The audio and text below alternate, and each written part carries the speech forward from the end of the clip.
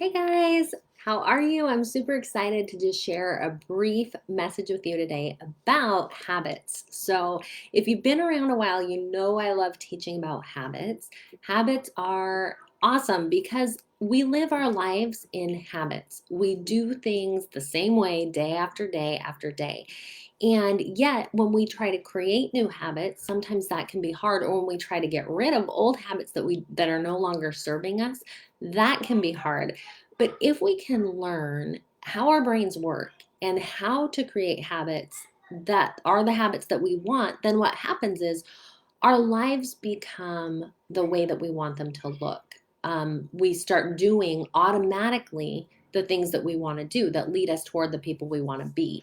And so I want you to picture maybe yourself or someone you know um, on New Year's Eve, and you're thinking about the new year that's coming, and you're picturing in your mind, okay, what do I want for myself this next year? Most of us do this, right? We sit down, we make these New Year's resolutions, and most of what we make are outcome resolutions. At the end of this year, I want to have written a book, or I want to have lost 30 pounds, or I want to run a marathon, or whatever it is. You make these things that are outcomes. They are um, the things that you're going to do. So January 1st rolls around. You maybe figure out, how you're going to get there, the process, and you start to do it. You start to take action to get you to that outcome. But what often happens, and what's often the missing piece, is we don't change on the inside. There hasn't been an identity shift. So let's stick with, actually, I'm going to use my son. Let's start here. So I have a son. Hopefully, he's okay with me talking about him. I didn't ask, who wants to do football. And he has been concerned. I have a couple sons who want to do football, actually. So you won't know who this is, totally incognito.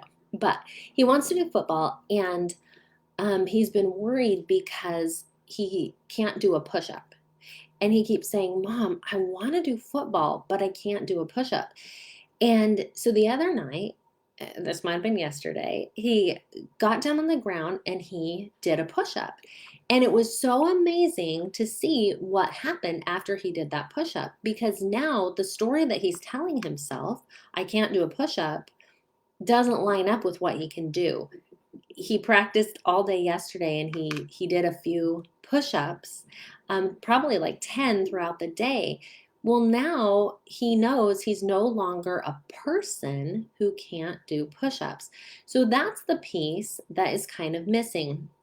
It's that identity piece. What do we believe about ourselves? If we set a goal to run a marathon and we want to have that outcome, do we believe we're the kind of person who can run a marathon?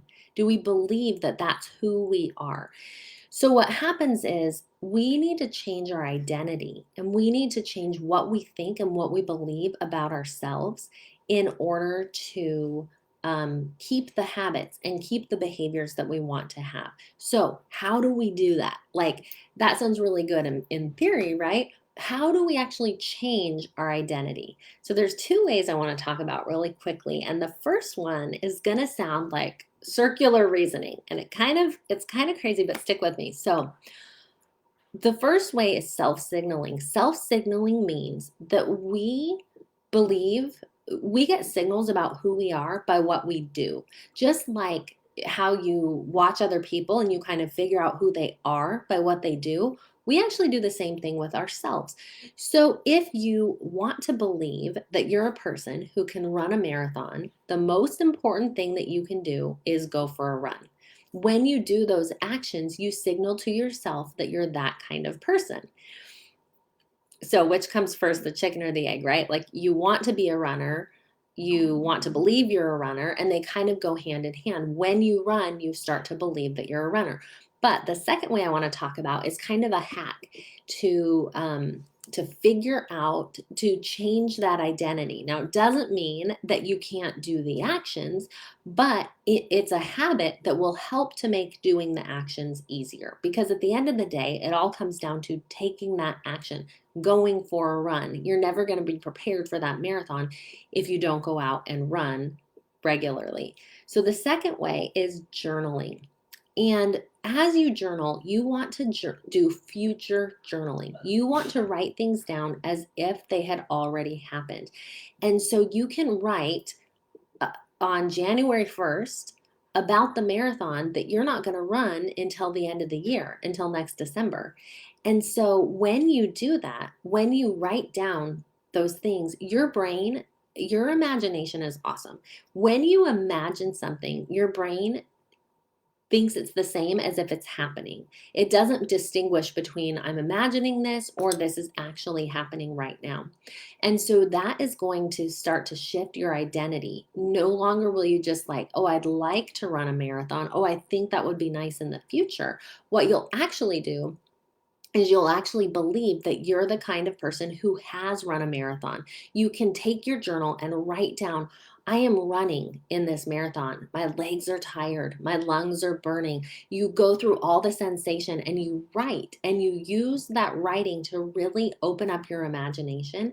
And when you do that, you will change your identity. So, journaling becomes this tool to help you feel like the kind of person who does the behaviors you want to do. And when you feel like that, when you already are giving yourself that extra signal and you're writing that down and you're imagining it and you're feeling it, doing the behavior and getting out there and doing the habits of running or writing or whatever your specific goal is becomes that much easier. It becomes just the logical thing to do because you've shifted your identity. You are a person now who runs. You are a person who runs a marathon. You are a person who writes a book. You are a person who does whatever it is that you want to do.